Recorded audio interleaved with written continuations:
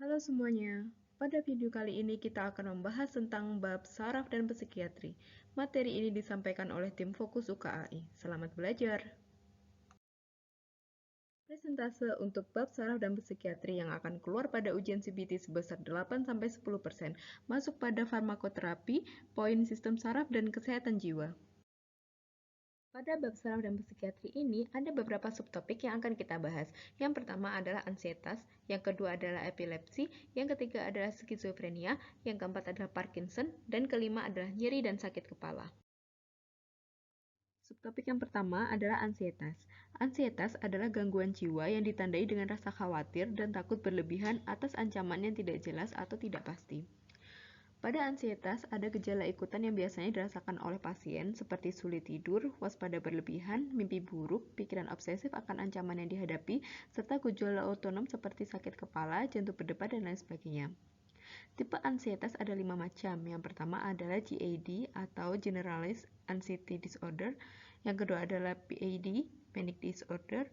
Yang ketiga adalah PTSD, Post Traumatic Disorder. Yang keempat adalah OCD, Obsessive Compulsive Disorder. Dan yang terakhir adalah Phobia Disorder. Tata laksana pengobatan ansietas yang pertama adalah SSRI atau Selective Serotonin Reuptake Inhibitor.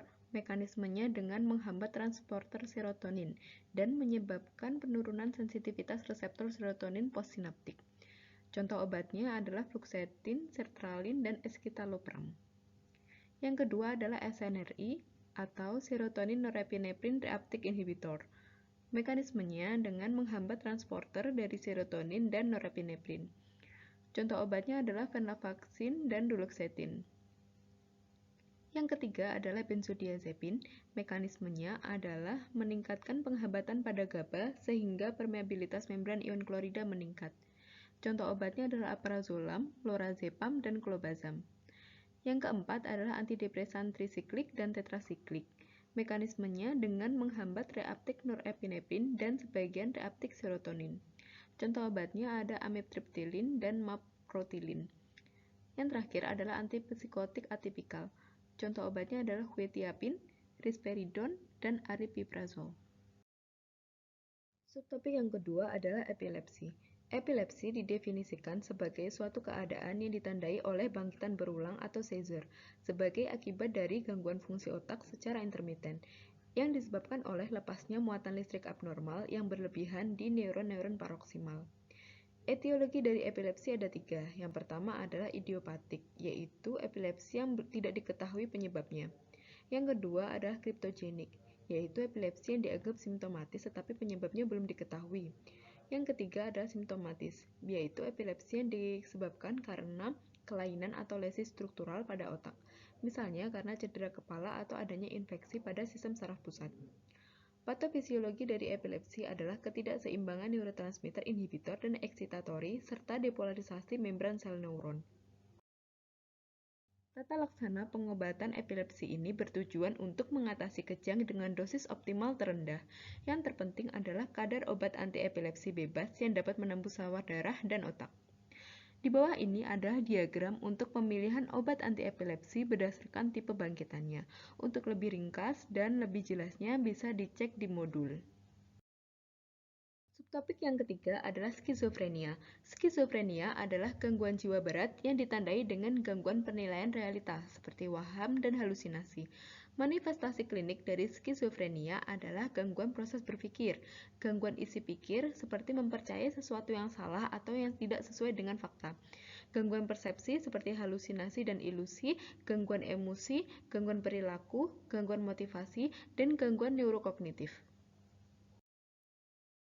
Ada beberapa subtipe skizofrenia, seperti skizofrenia paranoid, disorganisasi, katatonik, tak terinci, residual, dan simplex.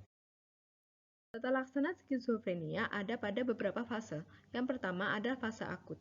Farmakoterapinya bisa dengan mencegah pasien melukai dirinya sendiri atau orang lain, mengendalikan perilaku yang merusak, mengurangi beratnya gejala psikotik dan gejala lain seperti gelisah. Psikoedukasi bisa dengan mengurangi stimulus yang berlebihan, memberi ketenangan, dan menyediakan lingkungan yang nyaman. Untuk terapi lainnya, seperti skizokatatonik dan refraktor bisa dengan terapi kejut listrik. Yang kedua adalah fase stabilisasi. Farmakoterapinya bisa dengan mempertahankan remisi gejala atau untuk mengontrol, meminimalisasi risiko atau konsekuensi kekambuhan, dan optimalisasi fungsi serta recovery. Untuk psikoedukasinya bisa dengan meningkatkan keterampilan orang dengan skizofrenia dan keluarga dalam mengelola gejala. Yang ketiga adalah fase rumatan. Farmakoterapinya bisa dengan menurunkan dosis secara bertahap sampai diperoleh dosis minimal yang masih mampu mencegah kekambuhan.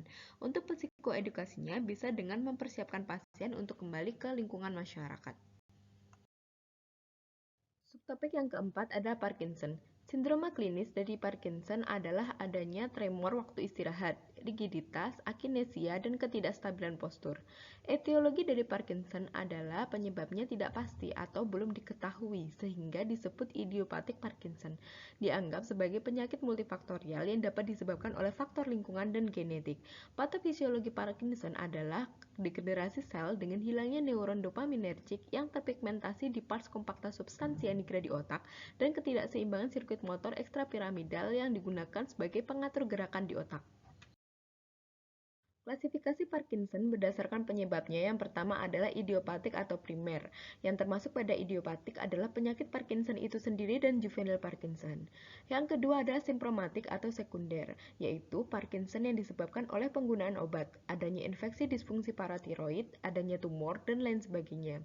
Yang ketiga adalah Parkinson plus, yaitu Parkinson yang disebabkan karena degenerasi ganglion korikal basal, sindrom demensia, Parkinson-Guam demensia ALS, sindrom atrofi multisistem, dan palsi supranuklear progresif.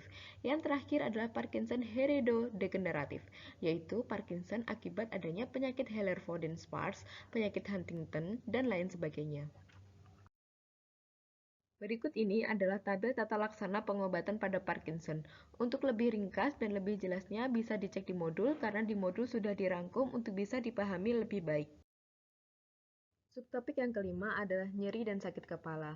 Di ilmu medis, nyeri kepala ini disebut dengan sefalgia. Nyeri kepala adalah rasa nyeri atau rasa tidak mengenakan pada seluruh daerah kepala dengan batas bawah dari dagu sampai ke daerah belakang kepala. Patofisiologi dari nyeri dan sakit kepala ini disebabkan karena adanya perangsangan struktur peka nyeri di kepala atau leher berupa traksi, inflamasi, distensi, displacement, dan spasme vaskuler. Nyeri dan sakit kepala sangat banyak jenisnya. Gambar di bawah ini adalah jenis nyeri dan sakit kepala yang sering terjadi. Yang pertama adalah sinus, yaitu nyeri dan sakit kepala yang terjadi di daerah 4 rongga sinus. Yang kedua adalah cluster, yaitu sakit kepala di sekitar rongga mata. Yang ketiga adalah tension, yaitu sakit kepala pada bagian depan kepala. Dan yang keempat adalah migrain, yaitu sakit kepala pada salah satu sisi bagian kepala. Klasifikasi nyeri kepala. Yang pertama adalah nyeri kepala primer, yaitu nyeri kepala tanpa disertai adanya penyebab struktural organik seperti migrain, tension, cluster dan sefalgia trigeminal autonomik lain, serta nyeri kepala primer lainnya. Yang kedua adalah nyeri kepala sekunder, yaitu nyeri kepala yang disertai adanya penyebab struktural organik seperti adanya tumor cerebri, abses cerebri, trauma cerebri, dan lain sebagainya. Yang terakhir adalah neuralgia kranial, sentra atau nyeri fasial primer, dan nyeri kepala lainnya.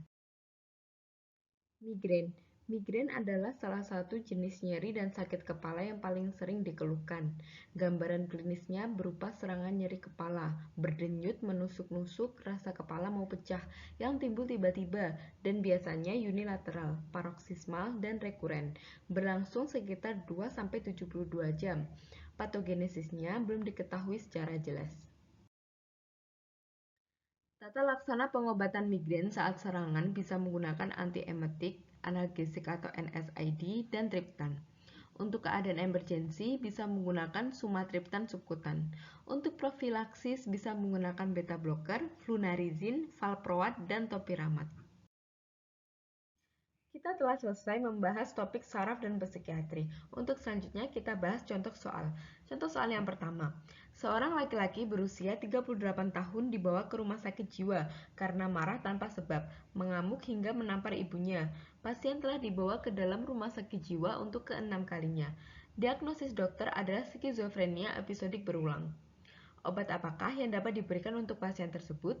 A. Risperidon, B. Metformin, C. Cetirizine, D. Atorvastatin, dan E. Sumatriptan. Jawabannya adalah A. Risperidon. Risperidon adalah salah satu obat golongan second generation antipsikotik yang digunakan sebagai lini pertama pengobatan skizofrenia. Contoh soal yang kedua. Seorang perempuan berusia 25 tahun dibawa ke rumah sakit karena mengeluh sakit kepala yang hilang timbul dengan frekuensi 2-3 kali dalam sehari sejak 1 bulan yang lalu. Diagnosis klinis dokter adalah vertigo. Obat apakah yang dapat diberikan pada pasien untuk mengurangi sefalgianya? A. Metformin, B. Betahistin, C. Dexclorpheniramine maleat, D. Isosorbidinitrat, E. Pilocarpin. Jawabannya adalah B. Betahistin. Vertigo adalah salah satu jenis nyeri dan sakit kepala atau sefalgia ditandai dengan kepala terasa berputar yang diikuti dengan rasa mual dan muntah. Pasien dengan keluhan vertigo dapat diberikan betahistin.